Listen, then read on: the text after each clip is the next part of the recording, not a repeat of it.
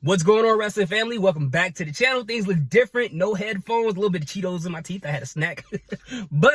And I'm in the car. So let's talk about the subject at hand. So some people ask me, what did I think about Nia Jax returning on Monday Night Raw? I did a reaction video to it, and YouTube, as usual, went ahead and blocked that video. They came out and Dikembe Mutombo my video, but what can I do? It's their platform. So let's just talk about it here. So when I saw Nia Jax come up at first, I thought it was like somebody in the crowd cosplaying as Nia Jax, because I was like, ain't no way in the world this is Nia Jax. But lo and behold, it was Nia Jax. Now, the first thing that came to my mind is what everybody else is thinking. I was like, hey, if Nia Jax is going to be out here, you know she got an addiction with injuring people, okay? And I think that addiction has built up, and I think she's prime for her to hurt somebody, okay? It's like I don't know if you guys saw the Key and Peele sketch where they had the guy slapping people's butts, and then he kind of had to go cold turkey from slapping somebody in the butt for so long that once he did it again, it actually killed somebody. Now, I'm not saying she's going to kill anybody in the ring, but I'm like, maybe she's at the point where her addiction is taking over and she's like, I got to injure somebody. And to have her in the ring with Rhea Ripley, it's not a good idea. But I also thought about the fact that Rhea Ripley and Raquel Rodriguez, I'm like, both of the double R's, they need to stock up on calcium and milk because the lady coming for you. But ultimately, at the end of the day, all jokes aside, part of me just felt like this time is going to be different.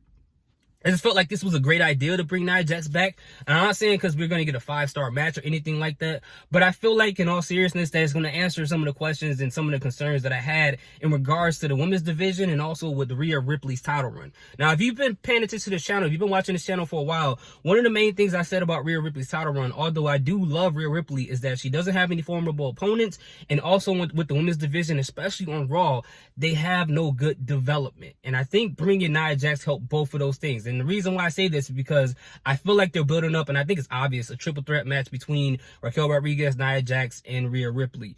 And with that being said, you got Raquel Rodriguez, you know, when Nia Jax came back, it extends that feud between Raquel Rodriguez and Rhea Ripley, which also puts a veteran heel in the match between the three of them, which helps Raquel Rodriguez gain more traction and get more development from being a part of this feud, which helped her out in a sense of building up women in that division. But also with Rhea Ripley, now she has a more formidable opponent. Now, I'm not saying Nia Jax is a great wrestler in the ring, but she is another powerhouse. And I think that's the only way that you can really get some really good formidable opponents for Rhea Ripley at this moment.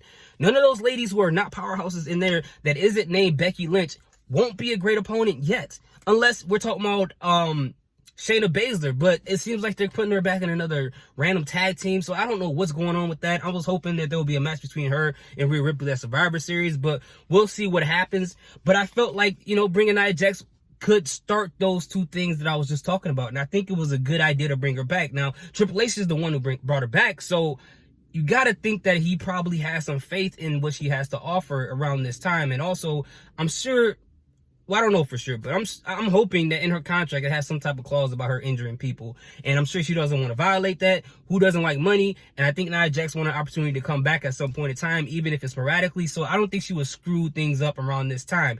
Now, the idea that she may injure somebody in the ring brings more intrigue in there, especially with her being the heel that she is. She automatically gets heel heat. The heel heat is already included in the package. So she's already a person that everybody hates. So to have her in that match, she can even do an angle to where she's purposely trying to hurt people and the crowd will boo her. And to the point where probably she get that Dominic effect. Hopefully, you know, she may get that.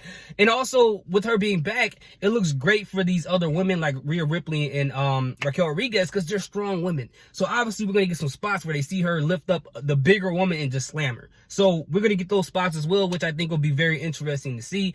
But overall, I mean, outside of the complaints about how she's not good in the ring and, you know, about her reputation of injuring people, I think bringing Nia Jax back was a good idea. I think it's all going to work out. I think we don't need to overreact about this. I think it's going to work out to everyone's benefit if we just look at the positive side of it all. Again, we're probably not going to get a 5-star match, but this is going to benefit Raquel Rodriguez and it's going to benefit Rhea Ripley. Nia Jax is here to lose, so it is what it is. What do you guys think about the return of Nia Jax? Let me know in the comment section. Thank you guys so much for watching. Salute, peace, have a good day.